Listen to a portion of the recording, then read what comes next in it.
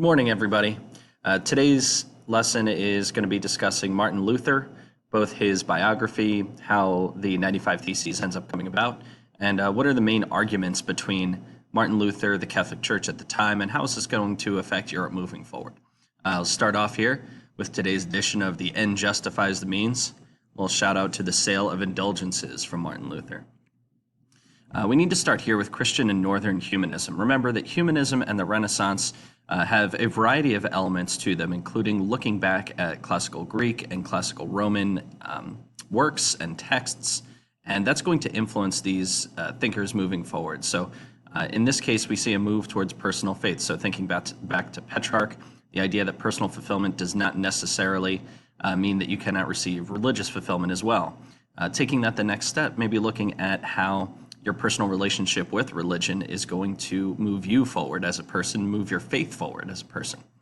That's kind of what Erasmus is talking about here to some degree. The idea that it's a person's personal relationship, not necessarily an exact teaching that is going to lead people forward. And so Erasmus is one of those names that we want to make sure that we know.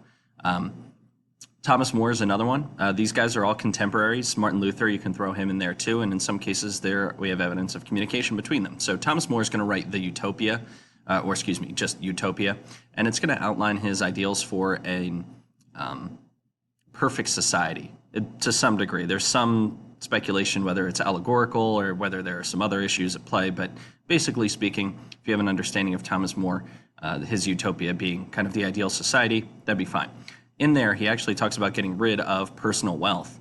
And because of this, Thomas More actually gets a shout out from the USSR much, much later as kind of an early advocate for communism. So all of this is meant to move us forward into Reformation. We've had John Wycliffe, we've had Jan Hus trying to take a look at problems within the church and within the faith itself and how do we fix them. And that brings us to the main event of the Protestant Reformation, if you will, Martin Luther. Martin Luther, he starts out, he's the son of a copper miner, and his dad actually purchases his own copper mine, and he wants better for his son, so he sends him to school to get educated. He goes through, he gets his bachelor's degree in the arts, he gets his master's degree in the arts. Those were the only degrees that you had for undergrad. And then from there, you have a choice. Are you going to go with the law? Are you going to go with medicine? Or are you going to go with theology? Those are basically your three choices at the time for higher level of education. And he goes into law first at the urging of his father, who's hoping that he'll get a nice government job, he'll be able to make some more money, maybe he'll be able to throw some more business his father's way. And he doesn't really like it. And then there's a kind of this seminal event where he's struck down by lightning and basically prays and says, hey, if you save me, I will transfer and I'll go into theology and I'll become a monk. And he ends up living, and as a result, he ends up there. And it all kind of centers around this question, am I ready to see God? And that's going to influence Martin Luther really through the early part of his journey. He has a lot of friends around him who end up passing away, and the realization comes to him that he is not yet worthy to see God. He is not yet ready to head towards the afterlife. He's not going to make it into heaven. And so as he begins his journey as a monk, that's kind of where he is at mentally. He's constantly worried about, have I done enough? Am I worthy enough to see God? And he's realizing no matter what I do, I'm always going to be unworthy in the eyes of God, no matter what action I take. And this flies in the face of what he's told from his teachers. Do all you can and let God take care of the rest. And that idea originally it originates with Aristotle. And he's like, Aristotle, great guy, love Aristotle, but is that the person who should be guiding my faith? And so he eventually comes to the conclusion of faith alone is what is going to lead to salvation. Sola fide, faith alone. Because you're unworthy, because any act that you would perform is unworthy in the eyes of God, the only way to ensure your salvation is through faith alone. Put your faith in God. And all in all, this isn't a huge deal.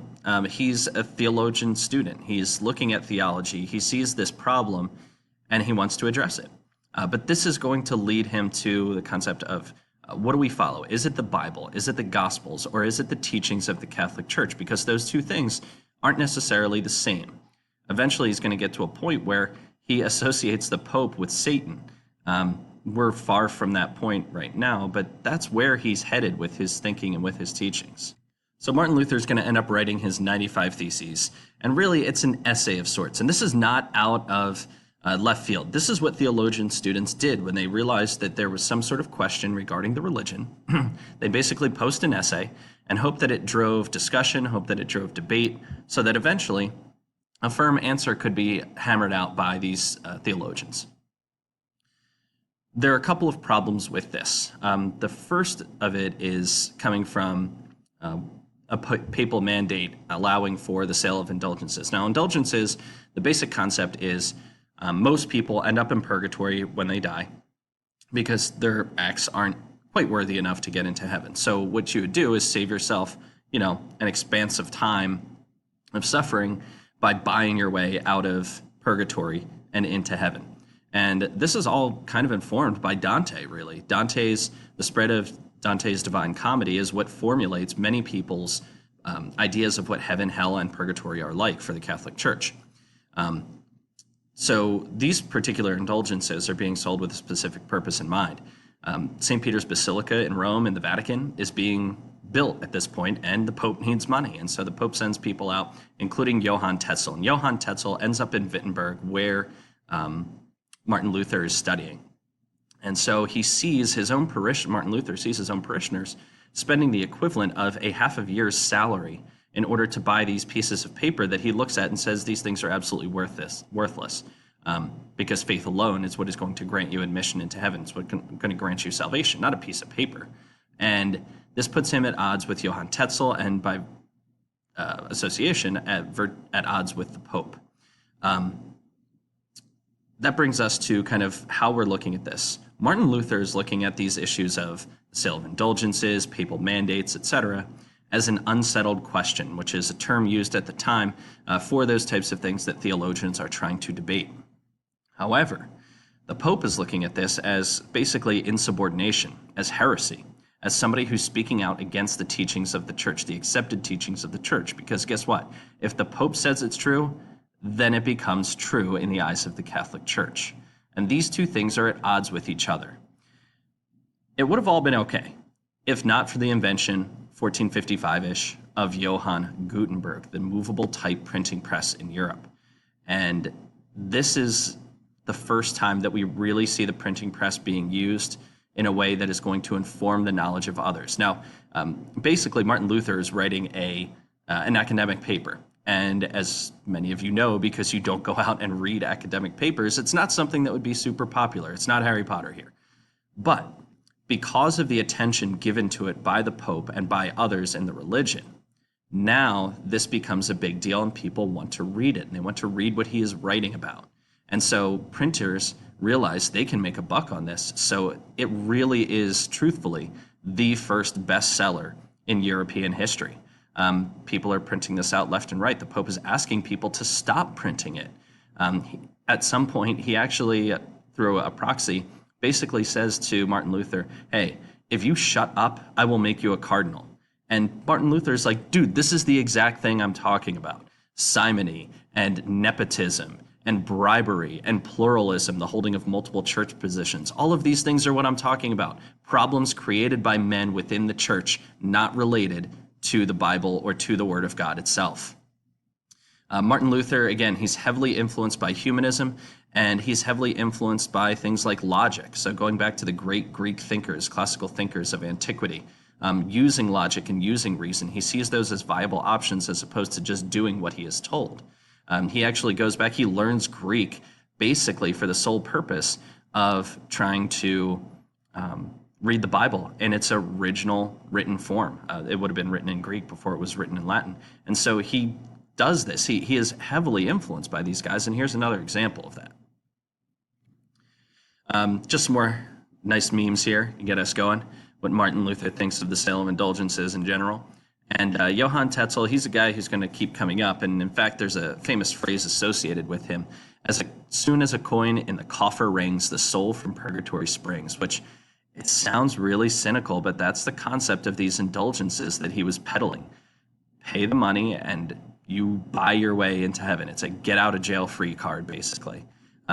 To be clear, just a quick note, it's not you killed somebody and so you're going to hell and so you can purchase an indulgence to get you out. Remember, most of the people are headed to purgatory, kind of the fields of asphodel of ancient Greece. And they're looking to make their way into heaven much, much quicker. So larger themes that come out of this.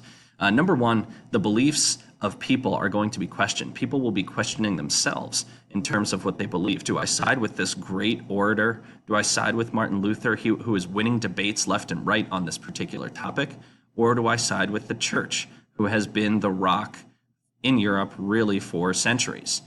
We saw a little bit of the decline previously, so you need to keep those things in mind. Things like the Great Schism, problems of power between monarchs and the Pope, people losing faith after the Black Death and the results of the Black Death, all of that factors in. But still, there is only one church in Europe. And Martin Luther isn't looking to blow it up and start all over. He's saying, here are some reforms we can make. Let's get back to the origins of the Catholic Church. Let's go back to the simpler times where we don't have all these mandates and all these rules and all these ceremonies that go along with it. Let's go back to what the Catholic Church actually is.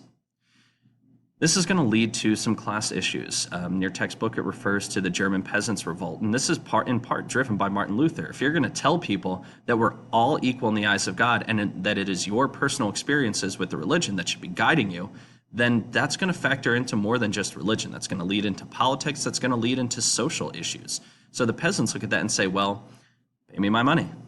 Where are my rights? If we are all equal in the eyes of God, why shouldn't we have a say in this? And Martin Luther is actually asked by them to say, like, hey, will you be our leader? And he's like, no, I am not touching this with a 10-foot pole. To the point where eventually, a guy who we're going to meet in a minute, Frederick III, the Frederick the Elector, he is basically a prince of the Holy Roman Empire. He kind of governs a section of the Holy Roman Empire in Germany.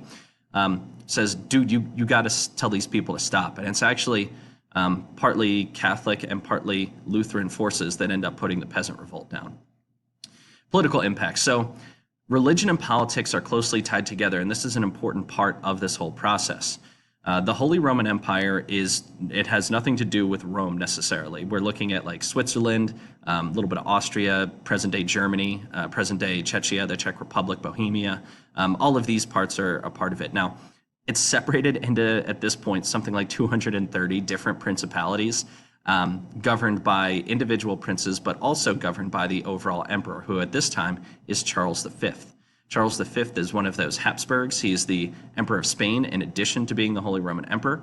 And he is a descendant of Ferdinand and Isabella, the two people who sent Columbus on his way to sail the ocean blue. And he's also the nephew of the Queen of England, married to Henry VIII, Catherine of Aragon. And all of these ties are going to affect the way that people act. In fact, Henry VIII is going to be proclaimed defender of the faith by the Pope for speaking out against Martin Luther. And then a short time later, he's going to break away from the Catholic Church because he needs male heir. Where we're headed with this is to the Diet of Worms. Worms is a German city, town. It's nothing to do with worms. 1521, and he's asked to come and speak basically to defend himself against these charges brought upon him by the Catholic Church. And in the back of his mind, he's thinking about Jan Hus. And if you recall, Jan Hus was invited to discuss his problems and what he would like to reform with the Catholic Church. And then Jan Hus is burned at the stake. So in an effort to try and ensure that he is not going to get Jan Hus, Martin Luther seeks safety from Frederick the Elector. And Frederick the Elector provides it for him, Frederick III. At the Diet of Worms, he is able to win over the crowd, even though the Pope gave specific instructions not to let him go on any long rants. But he's a legal scholar in addition to a theologian, sort of. He's a great speaker, and so he's able to win people over to his side. And when he leaves, the Pope basically says, all right, dude, you got to get out of here. I can't guarantee your safety for more than 20 days. And so he escapes. He's eventually put under house arrest by Frederick III in an effort to keep him safe. And it's during this time period that he's going to write the first German language Bible ever. He translates it in about 11 days, and it becomes this image of really where humanism and the Renaissance are headed, looking towards the vernacular as opposed to kind of these high and mighty things, giving more people access to information than ever before. So that's Martin Luther, and we'll pick things up moving forward from here.